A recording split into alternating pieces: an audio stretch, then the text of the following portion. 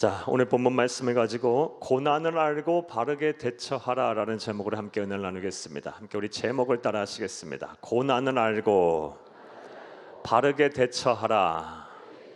한 번 더 따라 하시겠습니다. 고난을 알고 바르게 대처하라. 네, 고맙습니다. 감사드립니다. 오늘은 우리 교회가 창립 44주년이 되는 기념주일입니다. 44년을 한결같이 지키시고 보호하시고 부흥과 성장케 하신 하나님께 무한한 감사와 영광을 드립니다. 우리 양손 높이 들어서 하나님께 영광의 박수 올려드리겠습니다. 하나님 감사드립니다. 주님 감사합니다. 또한 창립 때부터 44년간 오늘에 이르기까지 우리 수고하고 애쓰신 우리 원로 목사님 네 분과 그리고 우리 모든 목회자들에게 참 감사를 드립니다.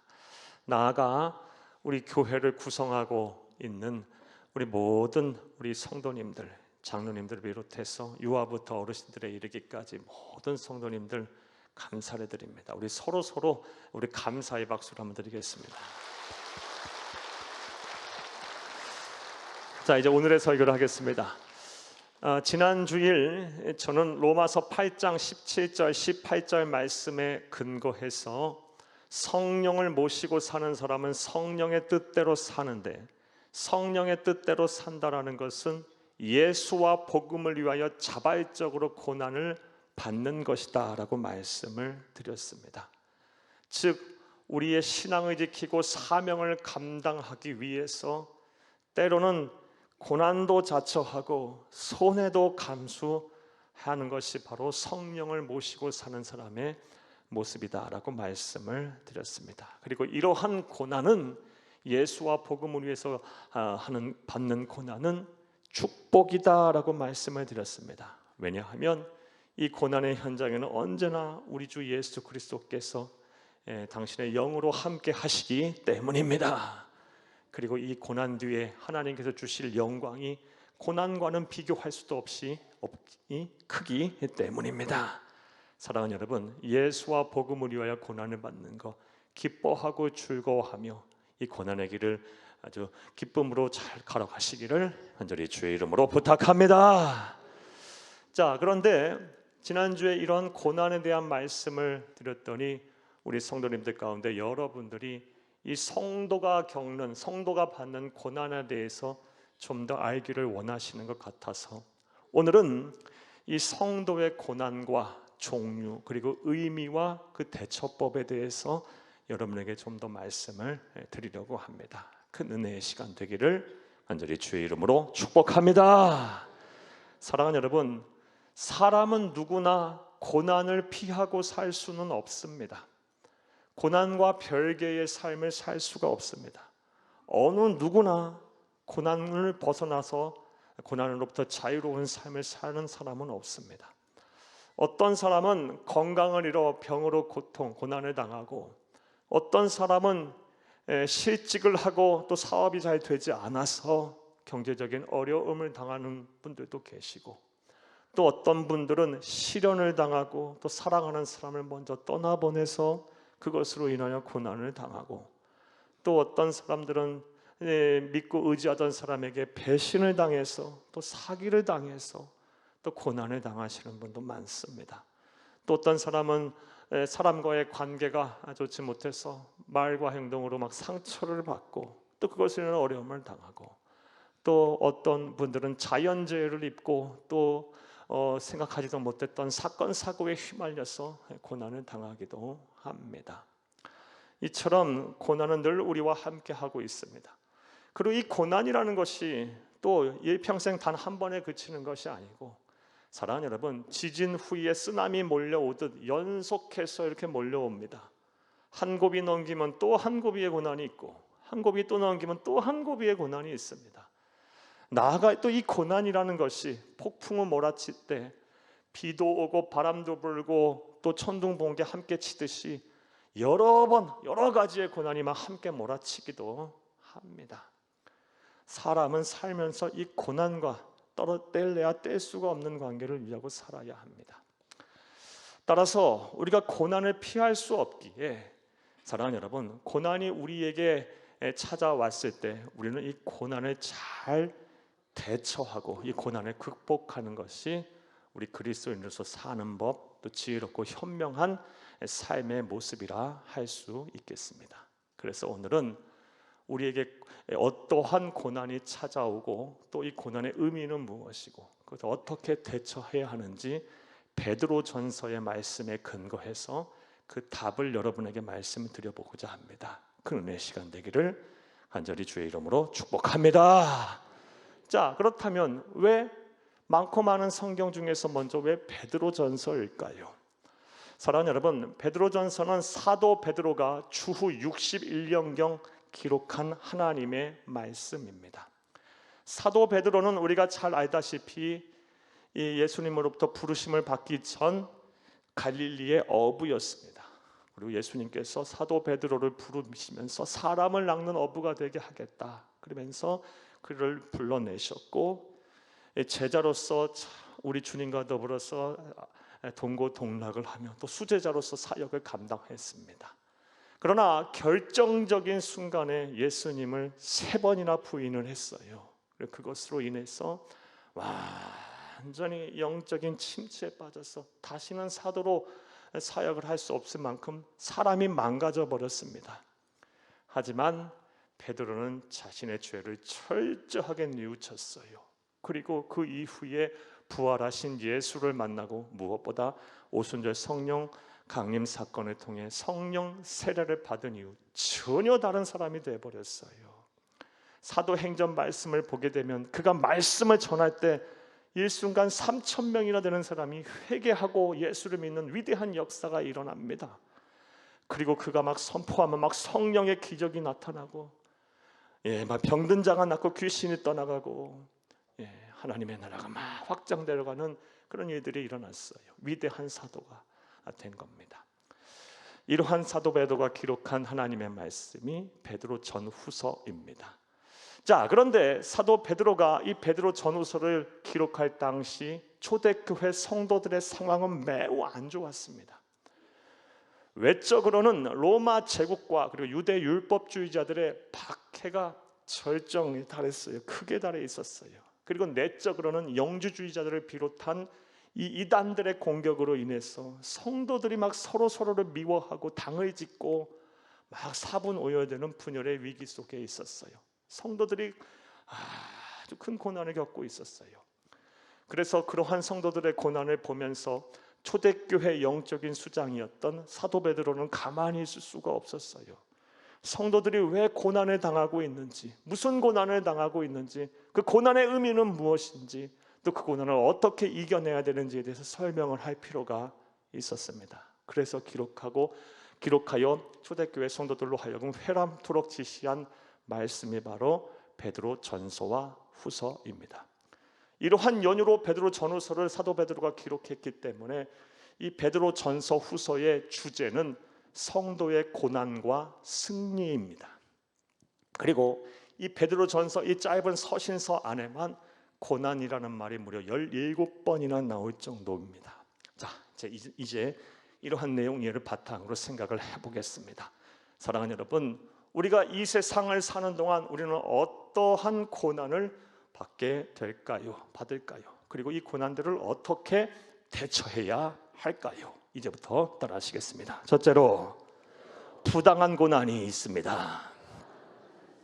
우리가 세상을 살다 보면 부당한 고난을 당하게 됩니다. 부당한 고난이 있어요.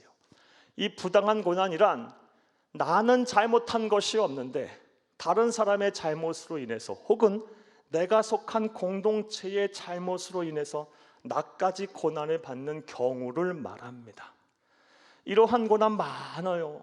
우리 세상을 살다 보면 나는 하나 잘못한 것이 없는데 나를 알지도 못하는 사람, 또 나와 관계된 사람의 잘못으로 인해서 나까지 고난을 받고, 또 내가 속한 공동체, 작게는 가정, 또 직장, 사업장, 크게는 나라와 민족이 잘못된 길을 감으로 인해서 나까지 고난을 받는 경우, 부당한 고난을 받는 경우가 참 많습니다. 성도에 있어서 고난, 이 부당한 고난이 있어요. 성경을 보면 이 부당한 고난의 예는 많습니다. 먼저 몇 가지 소개하면, 먼저 사랑하는 여러분, 인류의 시조인 아담과 하와가 하나님의 말씀에 불순종한 잘못, 죄를 지음으로 말미암아 온 인류가 죄인이 된 경우가 그러합니다. 사랑하는 여러분, 에덴 동산에서 선악을 알게 하는 나무에 있는 과실을 따먹은 사람은 우리들이 아니에요. 우리가 무슨 그런 것을 일을 저질렀습니까? 인류의 시조인 아담과 하와가 그런 범죄를 저지른 거예요. 하지만 그들의 잘못으로 인해서 우리 모두가 원죄 아래 있게 됐어요. 우리 모두가 다 실락원하게 됐고요. 결국 땀 흘려 노동하지 않으면 대가를 받을 수 없는 이 고난 속에 빠지게 됐고 사망에 이르는 이 형벌을 받게 됐어요. 아담과 하와의 죄로 인해서 온 인류가 부당한 고난을 받게 된 겁니다. 부당한 고난의 또 다른 예는 여호수아 7장에서도 찾을 수가 있습니다. 여호수아 7장 말씀을 보게 되면 아간이라는 사람 한 사람의 죄로 인해서 온 이스라엘 백성들이 함께 고난을 받아요. 내용인즉슨 여호수아 7장 말씀을 보게 되면 이스라엘 백성들이 당시 고대 근동의 난공불락이라고 여겨졌던 여리고 성을 하나님의 능력으로 함락시켜 버립니다. 그런 후에 공격한 성 이름이 아이라는 성이었어요. 이 성은 아주 조그마한 성이에요. 절대 패배할 수 없는 전쟁이었는데요. 무참하게 아주 참패를 하게 돼요. 그 원인을 분석을 해보니 유다 자손 중에 이 아간이라는 사람이 하나님의 말씀에 불순종한 것으로 인하여 하나님의 영광이 이스라엘 민족을 떠났기 때문에 그래요. 하나님은 여리고 성이 함락될 당시 어떠한 전리품도 취하지 말고 전부 다 파괴해라 그랬습니다. 노략질하지 말라 그랬습니다. 이 아간이라는 사람이 그런데 그 명령을 어기고 탐욕이 생겨서 외투 한 벌과 금 50세겔 한 덩어리 그리고 은 200세겔이라는 것을 몰래 도적질해서 숨겨놔요. 그 죄로 인해서 이스라엘 백성이 전체가 다 큰 고통을 당하게 돼요. 한 사람의 잘못으로 인하여 온 민족이 고난을 받는 부당한 고난을 받게 됐어요. 또 다른 예는요, 창세기 4장에서도 찾을 수가 있습니다. 가인의 잘못으로 인해서 동생 아벨이 죽는 고난을 당하게 돼요. 잘 알다시피 가인과 아벨은 한 형제입니다. 가족입니다. 그리고 이들은 한날 한시에 하나님 앞에 제사를 드렸는데 하나님께서는 가인의 제사는 받지 아니하고 아벨의 제사만 받으셨어요. 그러자 이 가인의 마음에 질투심이 생겼어요. 동생을 미워하는 감정이 생겼어요. 결국 어떻게 합니까? 동생을 인 아벨을 들판으로 불러내서 아무도 보지 않은 사이에 돌로 쳐 죽여요. 사랑하는 여러분, 아벨이 무슨 잘못을 해서 죽었습니까? 잘못한 거 없어요. 형의 이 잘못으로 인하여 죽음이라는 고난을 당하게 됐어요. 이렇듯 우리도 세상을 살다 보면 나는 잘못한 거 하나 없는데 나와 알지도 못하는 사람 혹은 나와 관계된 사람의 잘못으로 인해서 내 공동체 안의 잘못으로 인해서 나까지 고난을 받는 부당한 고난을 우리가 종종 받곤 합니다. 사랑하는 여러분, 여러분들에게도 여쭤보겠어요. 지금 여러분 부당한 고난을 받고 계신 분들 계실 거예요. 여러분 어떠십니까? 이런 말씀드리기 참 죄송스럽고 좀 조심스러운데요. 우리 성도님들 가운데 이런 부당한 고난 가운데 계신 분들 많아요. 어떤 분은요, 가족 중에 누가 이 보증을 잘못 써갖고 일순간 그냥 평생 모아온 재산 다 하루아침에 탕진해버리고 길거리에 내앉아 계신 그런 분도 계세요. 또 어떤 분은요, 직장생활 잘 하셨어요. 그런데 이 경영자 한 사람이 이 사기를 치고 도망가 버려가지고 직장이 막 사업체가 부도가 나서 일순간에 평생 다닌 직장에서 쫓겨나게 되신 분도 계세요. 또 어떤 분은요, 당신께서는 이 운전 도로교통을 잘 지키며 운전했는데 느닷없이 막 차가 들어와서 음주운전한 차가 들어와가지고 막 차 사고가 나고 그것으로 크게 다치신 분도 계세요. 나는 잘못한 것 하나도 없는데 남의 잘못으로 인해서 내가 속한 공동체의 잘못으로 인해 부당한 고난을 당하시는 분들 있습니다. 이런 고난 당할 수 있습니다. 성도의 고난 중에 하나예요.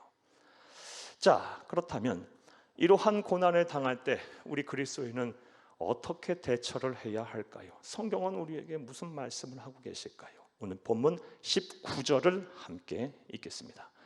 부당하게 고난을 받아도 하나님을 생각함으로 슬픔을 참으면 이는 아름다우나. 아멘.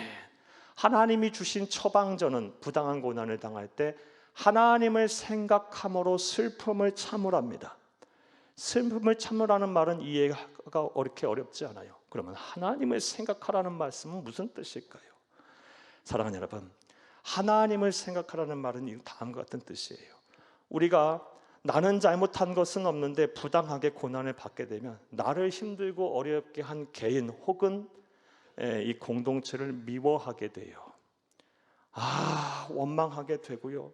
그들에 향하여 불평하게 되고 이 보응의 심리, 보복의 심리가 막 생겨요. 어떻게든 원수 갚아야지. 그러면서 이 마음이 막 억울해서 견딜 수 없게 돼요.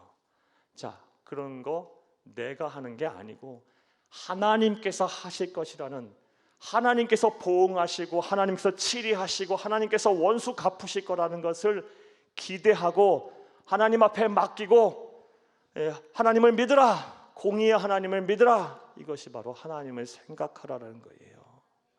그리고 슬픔을 참는 거예요. 사랑하는 여러분, 여러분 부당한 고난을 지금 당하고 계세요? 여러분이 얼마나 그 억울한 심정 이거 누가 알아주겠어요? 하나님 앞에 토로하시는 거예요. 쏟아내시는 거예요. 그리고 공의의 하나님께서 반드시 이 나의 억울함을 신원해 주실 것이다.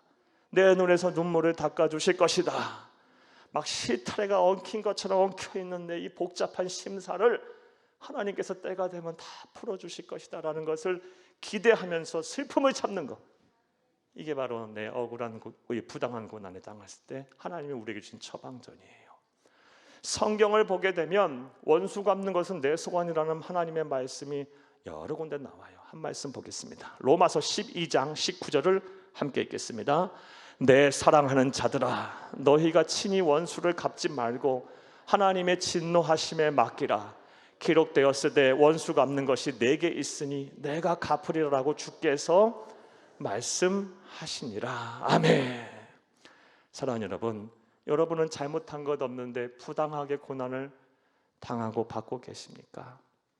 여러분의 억울한 마음, 원통한 마음, 여러분의 힘들고 어려운 상처 입은 마음들, 이것들 다 하나님 앞에 쏟아내세요. 그리고 하나님의 은혜를 구하세요. 하나님이요, 내 심사를 누구보다 잘 아시터이오니 하나님, 원수 갚는 것은 하나님의 일이라고 하셨으니 이 나의 의인의 이 간구를 들으시고 내 형편과 내 상황을 하나님 잘 아시고 위로하시고 해결하시옵소서. 하나님, 공의의 하나님이시니 반드시 보응하시고 치리하시고 내 억울함을 갚아 주옵소서 라고 기도하시고 하나님의 때를 기다리고 슬픔을 참으세요. 반드시 부당한 고난 속에서 하나님의 영광을 보게 될 것입니다. 여러분의 눈에서 슬픔의 눈물을 하나님 거두어 가실 것입니다. 이런 은혜와 실천이 저와 여러분 가운데 온전히 있기를 간절히 주의 이름으로 축복합니다. 성도가 이 세상을 살면서 어떤 고난 당할 수 있어요? 부당한 고난 당할 수 있어요. 나는 잘못한 거 아는데, 나는 고난을 받을 이유가 하나 없는데 고난을 받을 수 있어요. 또 어떠한 고난을 우리가 세상에 사는 동안 당할 수 있게 될까요? 자, 따라 하시겠습니다. 둘째로, 당연한 고난이 있습니다. 당연한 고난은 무슨 고난이냐? 내가 잘못해서, 내가 부주의해서, 내가 죄를 범해서 고난을 받을 수 있어요. 내가 내 몸 관리 잘 안 해서 건강을 잃을 수 있고요. 그리고 내가 공부하지 않고 노력하지 않아서 진학의 길이 막히고 취업이 안 될 수도 있어요. 내가 죄를 범해서 가정이 파탄날 수도 있어요. 사랑하는 여러분, 살다 보면 내가 부주의하고 내가 실수하고 내가 잘못해서 고난받을 수 있어요. 그런데 안타깝게도 대부분의 성도님들이 당연하게 내가 잘못해서 받는 이 당연한 고난을 대해서 잘못 대처들을 하세요. 얼마나 많은 설교자들이 설교의 말씀을 통해서 하나님의 말씀을 선포하면서 인내하라, 참고 견뎌라, 고난은 유익이다, 고난은 축복이다 라고 말합니까? 그런데 이 당연한 고난은요, 무조건 참는 것이 능사가 아닙니다. 그것이 하나님의 뜻이 아닙니다. 오늘 본문에서도 베드로 사도가 이것을 정확하게 지적을 하고 있어요. 보면 20절을 함께 읽겠습니다. 죄가 있어 매를 맞고 참으면 무슨 칭찬이 있으리요. 여기까지만 보겠어요. 죄가 있어 매를 맞았어요. 죄 짓어서 당연하게 고난 받은 거예요. 그런데 참으면 무슨 칭찬이 있으리요. 순서가 잘못된 거예요, 여러분. 당연한 고난을 받을 때는요, 내가 잘못하고 내가 죄짓고 내가 부주의해서 내가 고난을 받을 때는 무조건 참는 것이 하나님의 방법이 아닙니다. 인내하는 것이 무조건 방법이 아니에요. 뭐부터 해야 할까요? 회개부터 해야죠. 내 몸 관리 잘하지 못해서 건강 잃었다면 이거 하나님이 주신, 하나님이 거하시는 성전인데요, 내 몸 관리 못한 것에 대해서도 회개해야 되고요. 하나님이 주신 것, 어디 하나님이 주시지 않은 것이 어디 있어요? 그 소홀히 관리하지 못해서 경제적으로 어려움을 당하고 또 사람과의 관계에서도 어려움이 생기고, 무엇보다 하나님이 정말 소중하게 생각하시는 가정을 온전히 지키지 못해서 그것을 인해 어려움을 당하고 했다면, 사랑하는 여러분, 그런 것들 인해서 하나님 앞에 회개해야죠. 예. 내가 부주의하고 내가 실수하고 내가 죄를 범했다면 회개부터 하는 거예요. 그 다음에 무엇을 해야 할까요? 그 다음에는요, 내가 잘못하고 내가 부주의해서 나뿐만이 아니라 다른 사람들까지 고난을 받고 있다면 그 고난을 받는 사람들을 향해서 책임 있는 행동을 해야 하는 겁니다. 사과도 해야 하고 때로는 보상도 해야 하는 겁니다. 그 다음에 뭘 해야 될까요? 그 다음에 이제 하나님의 은혜를 구하는 거예요. 하나님이요, 나에게 다시 기회를 주세요. 내가 실수했고 내가 잘못했고 내가 부주의했고 내가 잘못했으니 내 죄를 용서하시고, 하나님이 이 어리석은 종의, 이 나약한 종의 이 처지와 형편을 하나님 기억하시고 한 번만 더 기회를 주시고 다시 살게 하시고 다시 살아갈 힘을 주세요. 이렇게 기도하는 거예요. 은혜를 구하는 거예요. 그리고 또 뭘 해야 될까요? 그 전에 안 했던 거 해야 되는 거예요. 노력하지 않고 공부하지 않고 관리하지 않고, 그래서 고난을 받았다면 노력해야죠. 공부해야죠. 관리해야죠. 죄를 범하지 말아야죠. 그래야 비로소 당연한 고난에서 벗어날 수가 있는 겁니다. 무조건 참는 것이 하나님의 뜻이 아니에요. 사랑하는 여러분, 이와 관련해서 성경을 보면 당연한 고난을 받은 두 사람이 있는데, 똑같은 상황에서 당연한 고난을 받았는데 한 사람은 이 당연한 고난을 잘 대처해서 다시 기회를 얻어서 복을 받은 사람이 있고, 반면에 제대로 대처하지 않아서 패가망신한 사람이 있어요. 그때 누굴까요? 베드로와 가룟 유다예요. 이 둘 똑같이 당연한 고난을 받아요. 결정적인 순간에 제자들이었던 이들 예수님을 배신해요. 그래서 이들은 어떻게 돼요? 사도로서 더 이상 설 수 없을 정도로 추락해버려요. 당연한 고난을 받은 거예요. 잘못해서, 죄져서. 그런데 베드로는 어떻게 행동합니까? 철저하게 회개를 해요. 가룟 유다는 어때요? 후회는 했지만 회개는 안 했어요. 후회와 회개는 다른 거예요. 후회는 했지만 회개하지 않았어요. 또 베드로는 어떻게 합니까? 부활하신 예수를 만난 이후 제자로서 책임 있는 자세를 가지고 예수님을 향하여 내가 주님을 사랑합니다라고 3번 다시 신앙 고백을 해요. 책임 있는 자세를 보여줘요. 반면에 가룟 유다는요, 제자로서 책임 있는 자세를 안 보이고 자신의 처지를 비관하며 스스로 목숨을 끊어버려요. 사랑하는 여러분, 우리는 이후 베드로와 가룟 유다의 결말을 너무 잘 알고 있습니다. 베드로는 다시 기회를 얻어서 하늘의 별과 같이 빛나는 사도가 됐고, 가룟 유다는 영원한 지옥 형벌을 받아 영원한 배신자로 낙인에 찍혀 있어요.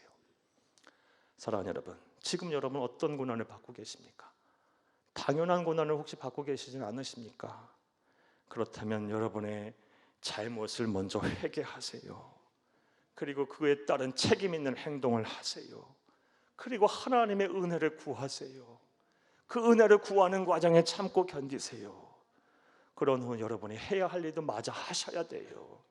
그리하면 당연한 고난에서 벗어나게 될 줄로 믿습니다. 또 성도가 이 세상을 살면서 받는 고난에는 또 어떤 것이 있을까요? 따라 하시겠습니다. 셋째로, 유익한 고난이 있습니다. 사랑하는 여러분, 우리가 이 세상 사는 동안 유익한 고난도 우리가 받게 돼요. 이 유익한 고난은 지난 시간에 연장선상에서 말씀드릴 수 있겠어요. 로마서 8장 17절 18절 말씀에 예수와 복음을 위하여 고난을 자처하는 것, 이거 유익한 고난이에요. 또 주의 몸된 교회와 어려운 이웃을 위해서 선한 행동을 하다가 받게 되는 고난, 이것도 유익한 고난이에요. 사랑하는 여러분, 요즘 세상이 얼마나 악한지요. 나는 선으로 대했는데 오히려 악으로 갚는 사람들이 얼마나 많은지 몰라요. 여러분 참 조심하세요. 이 땅에 정말 사기꾼들도 많고요. 정말 앞다르고 겉다르고 속다른 사람들 너무너무 많아요. 여러분 특별히 요즘 세상이 아주 악하고 살기가 다들 힘들다 보니 사기꾼들이 많아요.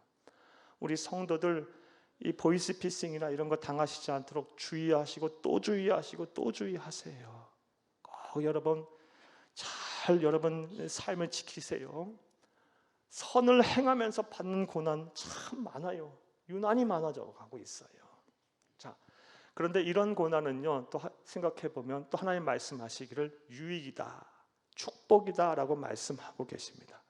예수와 복음을 위해 당하는 고난은 축복이다라고 말씀하셨어요. 우리 지난 시간에 살펴봤어요. 왜냐하면 그 예수와 복음을 위하여 신앙을 지키고 사명을 감당하기 위해 고난을 자처할 때 그곳에는 언제나 변함없이 한결같이 우리 주 예수님도 함께 고난을 받으시기 때문입니다. 그리고 고난 뒤에 주실 하나님의 영광이 그 고난보다는 비교할 수 없이 더 크기 때문에 고난은 우리에게 유익이에요. 유익한 고난은요, 여러분 기회가 되는 대로 자꾸 그 자처하며 그 길을 받아 그 고난을 받아야 하는 거예요. 그게 성도의 삶이에요. 예수님을 보세요. 예수님 고난의 길, 십자가의 길 주저하지 않고 그 길을 가세요. 요한복음 말씀을 보면 정말 그 정확하게 알 수 있어요. 예수님 한 번만 뜻을 굽히시고 한 번만 그 자리에서 피하시고 한 번만 더 그냥 굴복하시고 타협하시면 그 고난 안 받으실 것 같은데 어찌 그렇게 예수님은 뚜벅뚜벅 계속해서 세상 사람들이 보면 이 불구덩이 속으로 이 볏짐 짊어지고 들어가는 것과 같아요. 그 길을 계속해서 집요하게 가세요. 그 고난이 바로 유익한 고난, 축복의 고난임을 아셨기 때문에 그래요. 기회가 될 때마다 우리 그리스도인들은 예수와 복음을 위해서 또 주의 몸된 교회와 어려운 일을 위해서 선한 일을 하셔야 돼요. 그러면서 받게 되는 고난이 있다면 그건 기쁨으로 받는 겁니다. 자, 그런데 문제는 세상에 유익한 고난이라도 고난은 고난인 겁니다. 고난은 힘든 거예요. 자, 그렇다면 이 유익한 고난을 받을 때는 우리가 어떻게 처신을 해야 할까요? 오늘 보면 20절을 다시 한번 읽겠습니다. 죄가 있어 매를 맞고 참으면 무슨 칭찬이 있으리요. 그러나 선을 행함으로 고난을 받고 참으면 이는 하나님 앞에 아름다우니라. 아멘. 선을 행함으로 고난을 받아. 이건 유익한 고난이죠. 이때 뭐 하랍니까? 참아라, 참아라. 유익한 고난, 축복의 고난, 예수와 복음을 위해 받는 고난, 선을 행하다 받는 고난은요, 이 꽉 깨말고 두 주먹 꽉 쥐고 참는 거예요. 참는 거예요. 참으면 복이 오는 거예요. 참으면 만사가 다 형통하게 되는 거예요. 참으면 하나님의 능력이 나타나는 거예요. 자, 그런데 아무리 유익한 고난, 또 하나님께서 내게 주실 이 축복을 또 머리로 잘 알고 또 믿는다 할지라도 이 참아내는 게 참 쉽지가 않아요. 이때 무엇을 또 조심해야 하냐? 잘 참으려면 낙심하지 않기 위해서 조심하셔야 돼요. 마음이 낙심이 되면 안 돼요. 갈라디아서 6장 9절 말씀에 너희가 선을 행하되 뭐하지 말지니 낙심하지 말지니 포기하지 아니하면 때가 이름에 거두리라. 거두리라. 너희가 선을 행하되 낙심하지 말지니. 선을 행하다 보면 고난 받아요. 나는 선으로 되었는데 악으로 갚아요. 막 힘들어요. 이때 막 낙심이 돼요. 나 해도 별것도 없구나. 나는 해도 안 되는 거구나. 아, 저 사람 도대체 뭐냐. 아, 난 도대체 이게 뭐냐. 내가 도대체 뭐 여태까지 뭐 한 거야. 막 이런 말만 낙심이 돼요. 낙심이 될 때 이 낙심하지 않아야 인내도 할 수 있는 것이고 포기도 안 하는 겁니다. 유익한 고난을 받을 때는 낙심하지 않도록 조심하세요. 그래야 인내할 수 있습니다. 그래야 참을 수 있습니다. 그래야 이 고난을 잘 통과해서 고난 뒤에 감추어진, 고난 뒤에 하나님께서 예비하신 고난과는 비교도 할 수 없는 영광을 받게 되는 것입니다. 사랑하는 여러분, 유익한 고난 잘 받아내시기를 간절히 주의 이름으로 축복합니다. 말씀 맺겠습니다. 사랑하는 여러분, 우리는 고난과는 뗄래야 뗄 수가 없는 사이예요. 사랑하는 여러분, 만약에 어느 목사가 어느 설교의 강단에서 그리스도인은 고난받지 않습니다라고 설교한다면 그 목사 가짜예요. 사랑하는 여러분, 그리스도인이라고 왜 고난을 안 받아요? 예수 믿어도 고난 다 받아요. 다 고난이 우리에게 찾아올 수 있어요. 사랑하는 여러분, 그러나 우리가 고난은 우리에게 고난이 아니면 우리는 고난의 축복으로 바꿀 수 있는 그런 능력을 소유한 사람들이기 때문에 우리에겐 소망이 있는 겁니다. 사랑하는 여러분, 살다 보면 고난이 올 거예요. 이때 뭐부터 해야 할 거 합니까? 오늘 들으신 말씀 생각해 본다면 성령께서 주시는 지혜를 가지고 내가 지금 받는 고난을 잘 분별하세요. 내가 지금 부당하게 고난을 받고 있는 건가? 나는 잘못한 거 하나 없는데 타인에 의해서 아니면 내가 속한 공동체로 인해 고난을 받고 있는가? 이것부터 분별하시고, 또 내가 지은 죄 때문에, 잘못 때문에, 부주의 때문에 내가 지금 당연한 고난을 받고 있는가? 아니면 예수와 복음을 위해 지금 선을 행하다가 유익한 고난을 받고 있는가를 분별하세요. 그 다음 오늘 우리에게 주신 말씀대로 처신하세요. 그러면 고난은 더 이상 고난이 아닐 겁니다. 고난은 반드시 축복입니다. 이런 은혜와 실천이 저와 여러분 가운데 있기를 간절히 주의 이름으로 축복합니다. 축복합니다. 축복합니다.